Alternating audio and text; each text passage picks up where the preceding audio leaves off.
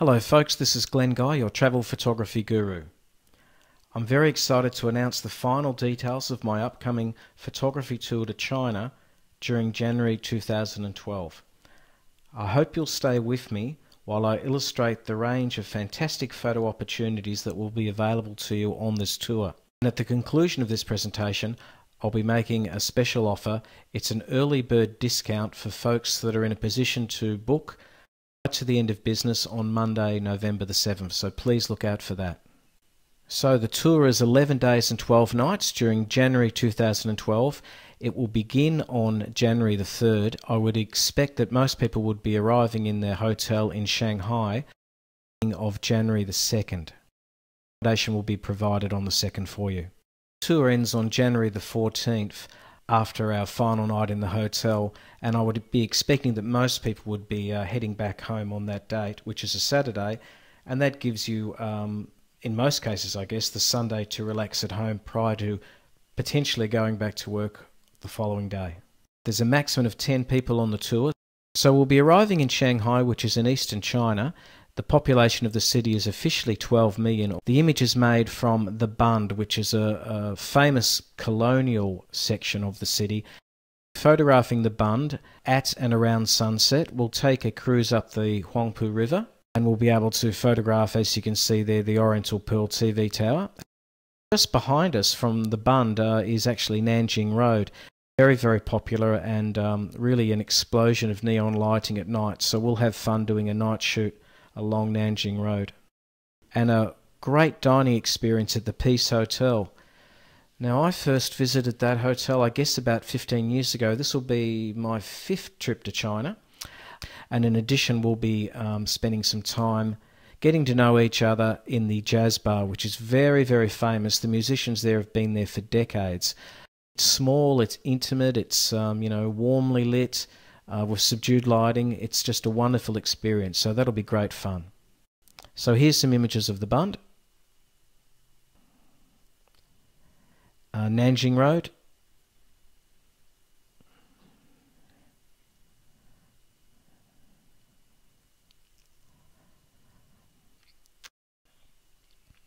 Looking back from Nanjing Road towards the river and the Oriental Pearl TV Tower in the background. So we basically walk from the river up to Nanjing Road, then back down again for our meal and fun in the jazz club. Out of the foyer, and the jazz bar is basically just behind and to the right of where I'm photographing. From the table at the restaurant I ate at the Peace Hotel, and here are some of the guys from the band. Just a wonderful bunch of blokes. They're very happy to be photographed.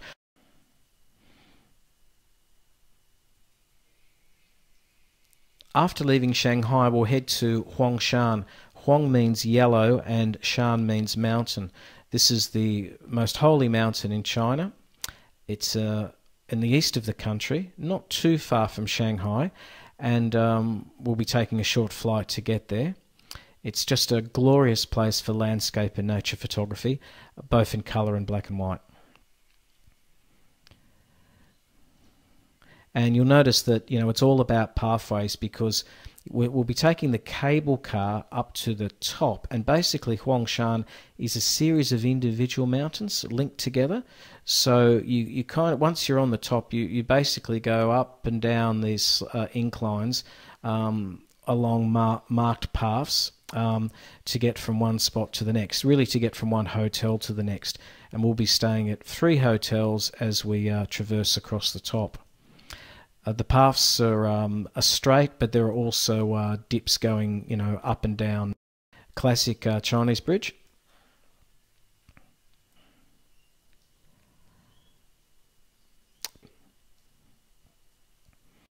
I suppose Chinese or even Japanese aesthetic here, quite minimalist. One of the staircases. Now these staircases, some of them are fairly steep, but I've shot this with a wide-angle lens and I'm down very low, shooting upwards to actually accentuate the length of the staircase.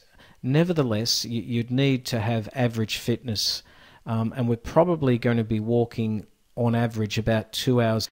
one hotel to the next. Take our time, and we get to the hotel, we leave our gear that we don't need, any extra baggage, and after a break, something to eat, we then head off and do some photography, come back again, have something to eat, off again. That sort of pattern throughout the stay. And of course, what goes up must go down. In this case, there's a flat area, and then you go down half a dozen steps, then another flat area, etc. So, you know, it's the terrain basically goes up and down, and some areas are a little steep. Also, the paths are swept daily by a group of workers. When we're out early in the morning, for instance, for a sunrise, we may be walking over pathways that haven't yet been swept. So we just need to take care, because some areas will be a little icy. But my visit at the same time last year, I didn't have any problems at all.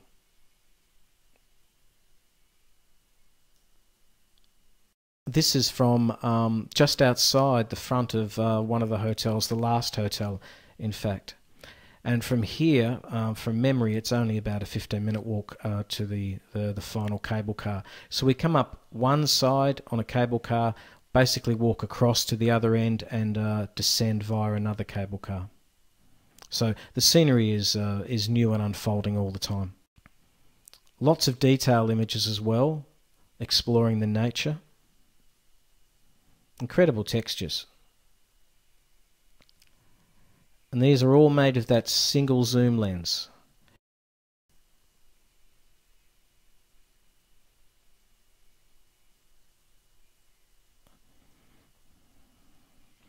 Very intimate landscapes at Huangshan, but I also want to take you to a classic Chinese village, which is just wonderful for architecture, both in colour and black and white.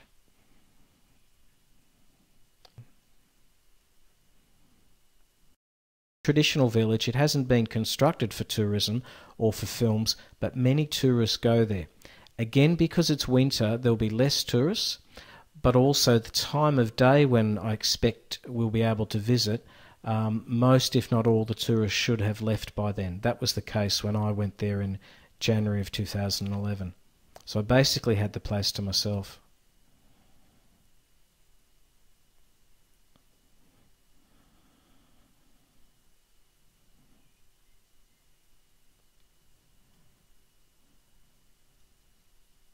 Our next location will be Xi'an, the famous city known for the Terracotta Warriors, but there's lots of other things to see and photograph as well. The Great Mosque, the Muslim Quarter, an ancient wall. It's a very, very interesting location.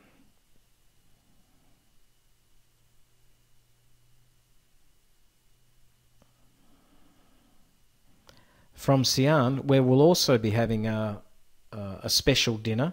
That will be a dumpling dinner, which is very, very famous in the area.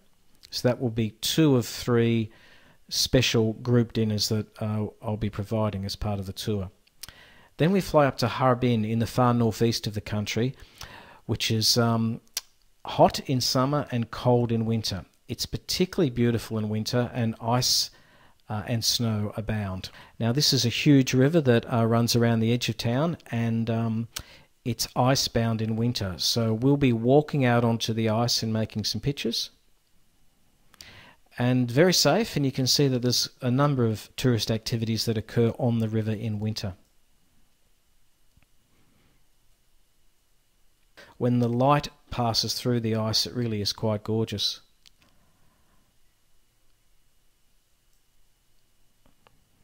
This is all just part of a photo walk, and you know, we will discover what we discover. Architectural elements, people, local delicacies if you're game.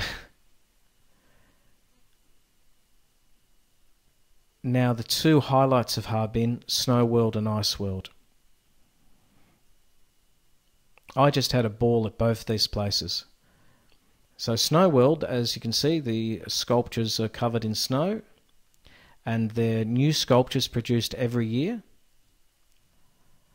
It's a huge location, actually. I spent the whole day there. Most of the activity, though, in winter, you could cover within a couple hours, and I guess most tour groups probably go there for about an hour and a half, from what I understand. but I would be expecting we'd spend probably 4 hours there, because we're photographers and we need more time.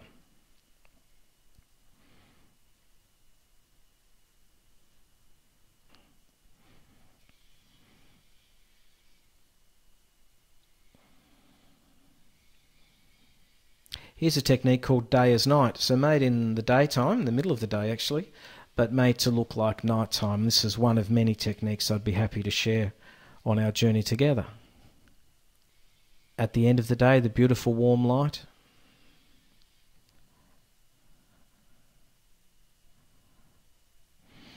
Ice World is something again that has a different kind of beauty. I just thought it was hilarious. I thought it was wonderful, both to behold and to photograph. So we'll be doing this as a night shoot, where the ice sculptures are illuminated by artificial light. Look at the scale of the place. It's almost like a small city. And we'd be spending several hours here in the evening. But you do need to dress for the cold, certainly dress in layers.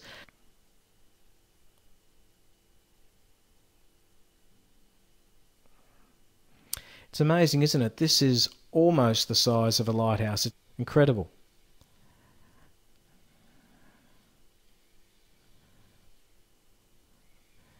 So I'm sure we'll have a lot of fun at Ice World. From Harbin we come down to the capital, Beijing, and there's a number of places we'll visit here, including the Forbidden City. Here's the lass who was taking my tickets at the front gate. And this is kind of the view that most tourists would see. There are many buildings and pavilions like this, and you basically move from one to the next with courtyards in between. And again, I'm always looking for a portrait to help tell the story. So here's a local tourist visiting. Now for me, this is a much more interesting image of the architecture, photographing at an angle to get more depth, working in black and white because to me it's given more of an atmospheric and I suppose capturing a sense of the history of the location. Red does dominate in China, and that colour is important to help tell the story. It signifies good luck and prosperity. So, you know, it's important in Chinese culture. It's always great to try to make iconic images and capture fleeting moments. So it's good to be on the look for that sort of thing.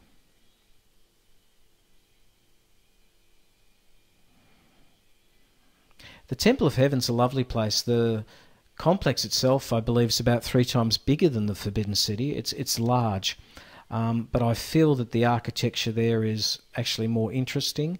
It's got more colour and more interesting shapes as well. Lots of opportunities for people photography there as well as architectural work. And again, the colour red is everywhere, so why not incorporate it into your image?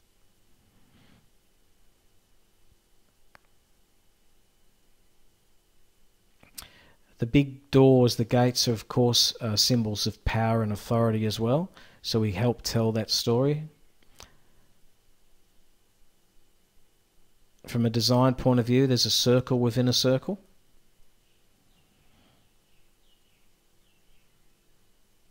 Using these studs to lead the eye into the frame and through the doorway to what lies beyond.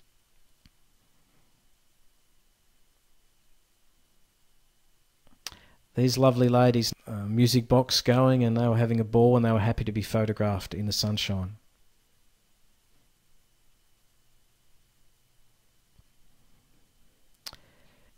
So the tour includes accommodation, which is mostly 5-star. Now on the mountain itself, we don't have that opportunity. We'll be staying at the hotels I stayed at earlier this year, and I thought they were fine. I've really gone to a lot of trouble in conjunction with my travel agent to organise the accommodation and the meals, and I think you'll be, very, very happy. Breakfast each day is included. There's 3 special dinners, as I mentioned, a welcoming dinner in Shanghai, the special dumpling dinner in Xi'an, and a farewell dinner in Beijing. All internal flights are included, and all planned local transport, so buses or cars, whatever we need to get to locations, plus entrance fees. There's many places we're visiting and the entrance fees really add up, but you don't have to worry about that. That's all covered. There's going to be a lot of information provided to you as well, both in theory sessions and also practical photography sessions. But winter, the daylight hours are a little limited, and at the end of the day, wow, do you really want to have a classroom environment? I don't think so. I've been teaching for a long time actually, and I think that you would prefer it if you had most of the information before you arrived. So I've prepared a lot of information already, and I'll be tailoring an educational program based on your needs. A lot of the information you'll receive beforehand, so that way we can maximize our time. There'll be more time for shooting on the tour and more time for processing images as well. Airfares to and from China, of course, are excluded because theoretically we could all be coming from different parts of the world. Now, your own drinks and snacks are also excluded, and the reason for that is basically that some people's thirst takes longer to quench than others, and it seems unfair that some folks may have to subsidize other people's drinks and snacks. I would have preferred that it was all included, but I just couldn't find a way to do it that I believe would be fair for everyone. Lunch and dinner is at your expense, except for the 3 special dinners that I'll be providing. But my thinking is that if you had $500, whether American or Australian, Canadian, really that's going to be enough for any of the meals you will need to purchase. Any accommodation and associated costs prior to the tour commencing or after the tour concluding, in other words, if you decided to arrive a few days early or hang on a little bit after the tour finished, of course that would be at your expense too.